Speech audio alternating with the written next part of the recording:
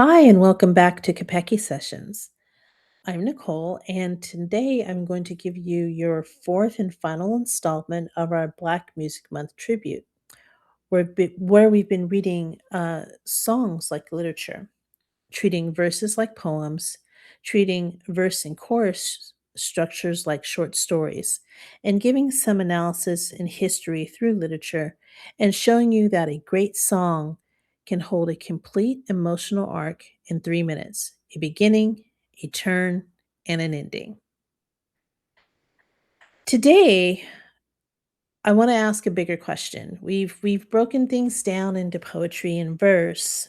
And we've looked at Langston Hughes, Sam Cooke, and we've talked about individual songs. What happens when a black artist doesn't write a song that works like a poem, but builds an entire work that looks like a novel? And that's what we're going to talk about today. Not a collection of short singles or songs about love and ones about money, or, not a track list that jumps around. We're going to talk about a unified work, a protagonist, a setting, reoccurring themes that mean more the third time they show up than the first. A structure you have to experience start to finish to get the depth of meaning. So today, we're going to get real fancy. We're going to talk about three albums: What's Going On, The Miseducation of Lauren Hill, and A Pimp to a Butterfly. Roughly 15 years apart from each other, built in conversation with one another in ways I don't think that gets talked about enough. I'm going to leave you with my closing question as usual, and ask you to do a little something dangerous. Woo! And put these things on a syllabus to a novel. But we'll get there. I'm kind of jumping ahead. So, and I kind of misspoke. They're a little bit more than fifteen years apart, but don't bust my chops about it, okay? But we're going to start in 1971 Detroit. A label that did not want this record to exist. What's Going On by Marvin Gaye. Barry Gordy, who was the founder and CEO of Motown, called What's Going On at one point the worst record I ever heard the first time Marvin played it for me. How could he? I digress. Motown was a singles machine at the time. 3 minute pop songs, little ditties, hit after hit. Marvin handed him something that refused to be chopped up and cut into pieces. He meant that literally. If you haven't sat with this album from front to back, here's the first thing you noticed. The tracks don't really stop. There are crossfades, saxophone line carrying over from one song to the next, applause and street noise threaded through like connective tissue. That's a structural choice, not just production flourish. Production being production and being fancy, I should say. A short story collection lets you close the book between stories. A novel doesn't let you put it down at the chapter until the chapter break, and it pulls you to the next page. That's exactly what this album is doing sonically. So if we're calling What's Going On a novel, then what's the premise? Every novel needs one. Every novel should have one, if we're speaking literally. Um, so here's the premise. It's a man who comes home from war, and the country he left makes more sense than the country he's come home and come back to. That's it. That's the classic literary premise of the returning soldier who can't reconcile what he's seen overseas with what he's supposed to feel or how he's supposed to feel grateful for being back home. It's Hemingway's territory. Now think about that. Hemingway was all about war and the soldier and the themes of returning home to a place that doesn't look the same. It's Tim O'Brien's territory, decades before O'Brien wrote it. Except here, it's a Black Vietnam veteran coming home to American cities. And let me rephrase that, Black American cities, falling apart from poverty, addiction, and police violence. And uh, Marvin built it out of his younger brother's Frankie's experience overseas. Walk through it like chapters. The opening addresses the protagonist asking what's actually happening to the people around him, refusing easy answers about picket lines and protests, asking instead for someone just to talk to him. Then grief, almost immediately a meditation on death. That's really a meditation on helplessness. Then to turn outward, eyes lifting up from his own household to the neighborhood, poverty, crowding, a city built to fail the people living within it. There's a plea that keeps reoccurring: mercy, surfacing across multiple songs, not just one. It's the novelist's trick. You don't introduce a theme once, you let it reoccur, slightly transformed, until the listener feels, or the reader feels the weight of it accumulating. And that's the difference between a novel and a song cycle that's merely thematically similar. In a novel, chapter 5 doesn't just resemble chapter 1, it answers it, it deepens it, it even complicates it. Here, the ache from the second track doesn't resolve by the time we reach environmental devastation or addiction or police brutality later on in the record. It just finds new rooms to live in.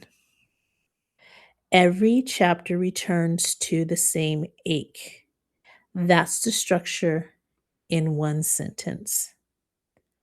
The album ends depending on the pressing, because there are several iterations of this album, so please be aware. Folding back into where it started. It doesn't conclude so much as it circles itself. That's not pop music logic. That's narrative logic. That's a writer who understands that stories don't end, they just stop being narrated. Now, think about that. A story doesn't end, a person's life doesn't end, the telling of it just ends. The beauty of that, anyway, I'm getting carried away because I really enjoyed doing this for you guys.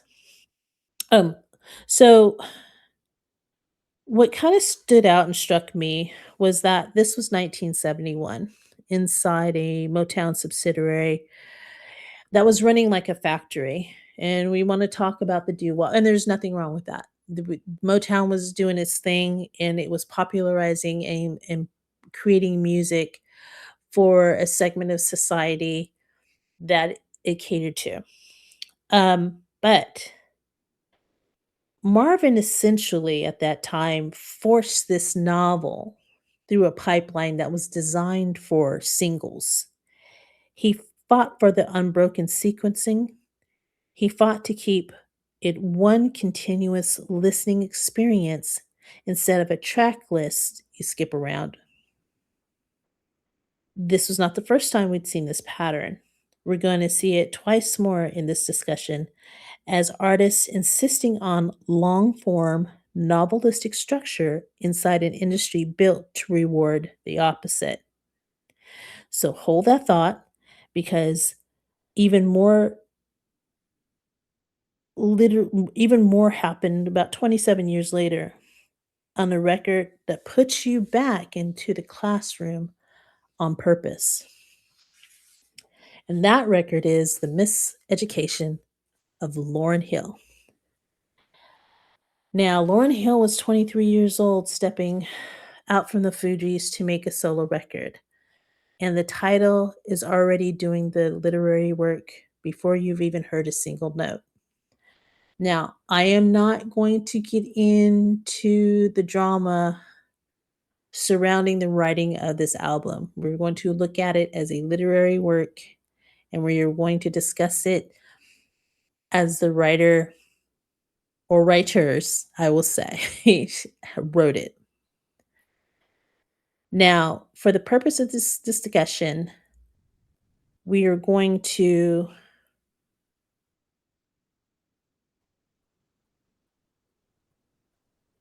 shift our focus because at this time, hip hop was part of popular culture. That's probably the best way to do it. Now, we're gone from the doo-wop, we've gone through disco, we've gone through the 70s, electronica in the 80s. We've done a lot of things by now. This is going back to the roots of storytelling. The Miseducation of Lauryn Hill is a direct echo of Carter G. Woodson's 1933 book, The Miseducation of the Negro, a text about how American schooling failed to teach Black students anything that served their own liberation. Lauren takes that title and makes it personal. This isn't about a school system education. It's about her own education in love, in faith, in frame, in betrayal, and what she had to unlearn to come out on the other side. She makes it explicit at that explicitly excuse me. She makes that explicitly structural as well, not just little by little. The album is threaded with classroom interludes, recordings of an actual classroom of young people with a teacher talking about love, real, unscripted sounding, sometimes in an awkward conversation. What do those interludes do structurally? On a casual listen, they might seem like filler. Because I remember the first time listening to it, I'm like, oh, this is kind of cool. I'm like, oh, it's kind of chatty, but it's cool. It took a little while. They're not chapter breaks. In a novel, a chapter break gives you breath and a chance to reset before the next movement of the story. These interludes do that in a way, and I said they're not chapter breaks, and they are actually.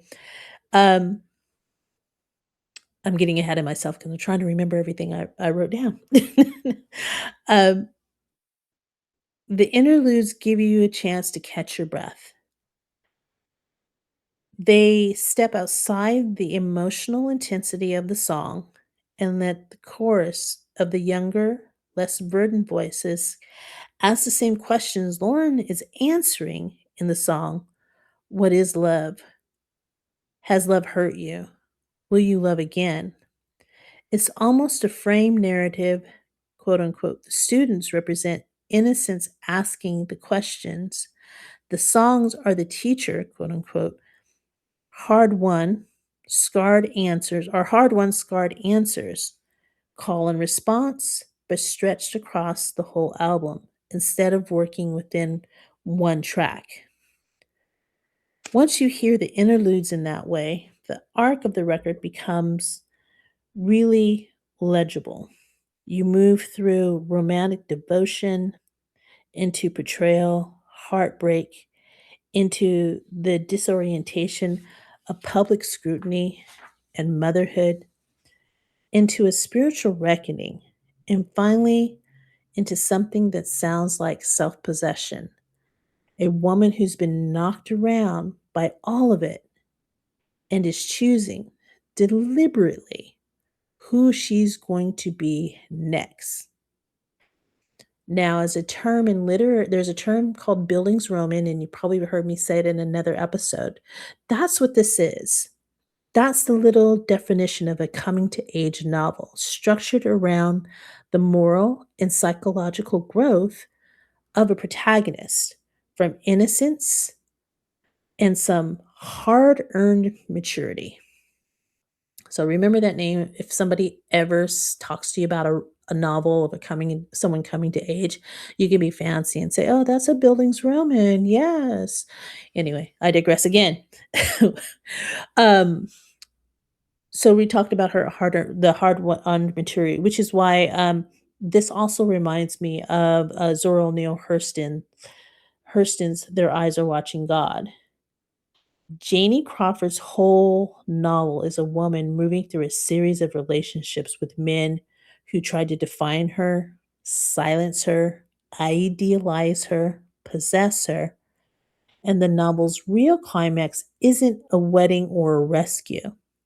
It's Janie finding her own voice and narrating her own life on her own terms in the end. That famous image of her pulling the horizon in like a fishing net and putting it over her shoulder, taking the whole wide world and making it hers to carry, is not something done to her. It is something she does for herself. Lauren's album ends in a strikingly similar place. After love, after betrayal, after the public attempts to define who she is in the final moments, she isn't bitter. And who she becomes in those final moments is a sort of reclamation, a self-possession as the destination of the arc. Both works share this instance that a woman's interior life, her education, in the fullest sense of that word, is worth a sustained, serious narrative, not a verse, not an aside, a whole structure built around her becoming. It's worth saying this record won Album of the Year at the Grammys, the first hip hop album to do so, but also, but almost no one talked about the way talked about it the way that we're talking about it now, as a Bildungsroman, indirect conversation with the Harlem Renaissance, the most important novel about Black women's self actualization, which is sort of the whole thesis of today's episode, isn't it? And it gets even more audacious and more literal with the text that we're closing with. Now, you heard me talk about a little bit about this in the prior episode. I do believe it was episode 3 of this Black Music Month tribute. So we're going to really dig into it today. And that is Kendrick Lamar's A Pimp to a Butterfly. So if What's Going On proved an album could refuse to be broken into singles, and The Miseducation proved an album could carry a structured emotional arc, then to a Pimp to a Butterfly, which was released in 2015, is the album that decided to read as literature, full stop. This is, by a wide margin, the most overtly literary hip hop album that was ever made. Yes, I said it and I will stand on it. Argue with your mama in the comments, don't argue with me.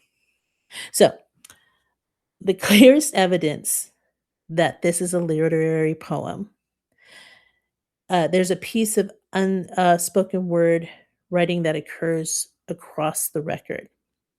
It doesn't appear all at once. It shows up after certain songs, a few lines at a time, growing new stanzas, attaching themselves to the ones before it until on the final track, the entire poem is finally spoken in full, start to finish, in what becomes a one sided conversation with Tupac Shakur, built from an old archival interview Kendrick responds to as though they were talking in real time. That's not a song structure. That's a serialized text. And let me say that again because I feel like I've fumbled over my words, but that is a serialized text. This is something readers of 19th century novels would recognize instantly. Fiction released chapter by chapter, each installment trusting you to remember the last one, building towards a final chapter that reveals the whole thing, what the whole thing was building toward. The payoff, the completed poem to Tupac, a voice from hip hop's own literary past, is the album's closing a loop with the literary tradition. It's an album in dialogue with a ghost. That's not a hook. That's narrative architecture. Think Henry James in Turn of a Screw or A Christmas Story. And Ebenezer is talking to three ghosts. The devices this record uses were usually reserved for fiction workshops. Allegory versus the caterpillar and the butterfly framework that gives the album the title and its through line. The caterpillar trapped by its own environment, eventually transforming, with the suggestion that the system around it was always going to try to profit from that transformation. Personification, second, Lucky, a character whose functions as temptation, fame, and self-destruction given a name and a voice across multiple tracks. Almost a reoccurring antagonist, the way the novel might personify death or fortune, and Uncle Sam, who shows up as an actual character voicing the violence of American institutions back at the narrator. The third, which is really interesting, and I love to dig into, the third character is the unreliable narrator. The I on this record isn't stable. He contradicts himself from song to song. He's prideful in one chapter and crushed by survivor's guilt in the next. He confesses depression and suicidal thoughts, and then, songs later, he performs them invincibly. A trained a reader trained on first-person novels recognizes it immediately that this narrator were were meant to read critically and not take at face value. 16 tracks, a growing poem, allegorical figures, an unreliable first-person voice, a structural climax built around closing a dialogue with literary and historical fiction. I'm sorry, with a literary historical figure from within the genre itself. That in and of itself is a novel. It just happens to be performed instead of printed. Which brings up the question I think is actually the most important one in this whole episode. Why did it take hip hop to give us this? Not literary fiction, not a novel from a major publishing house, but a rap album. A few honest answers that I came up with, and I wrote these down, and none of them are flattering to publishing, and, that's kinda hard since we are a publisher here. But the first one is really important. It's hip hop's oral tradition. It was already built for serialized, reoccurring character-driven storytelling. That's its truest form. It's its DNA. Going back to the earliest narrative records, going back to when there was only a fire in a story, the tools were already there. They were just sitting unused and had been for a long time. Two, the literary establishment has a long, well documented history of narrowing what counts as quote unquote serious Black narrative. Which voices, which settings, which forms of English got called literature versus dialect versus genre versus noise. An album doesn't have to clear that gate. It doesn't need a publisher's imprint or an MFA workshop blessings to reach someone. Three, hip hop can move at the speed and intimacy the story actually needed and required. Kendrick's own depression, fame, survivor's guilt, the killing of unarmed Black men, all processed in close, real time, distributed instantly, heard by millions before a novel could cover the same ground, even before a novel can ever cover the same ground. Ugh, can't talk. You get what I'm saying? It does it faster than a novel can. So the form doesn't fail to produce this history because Black writers weren't capable of it. The form produced it in the moment. A writer had the stage that didn't require anyone else's permission to build the structure he or she wanted, which frankly is the through line connecting all three albums today. So here's where we land. Marvin, Marvin, Marvin Gaye forced a label that wanted 3-minute singles to release an unbroken album, a novelistic suite about a man who couldn't recognize the country he came home to.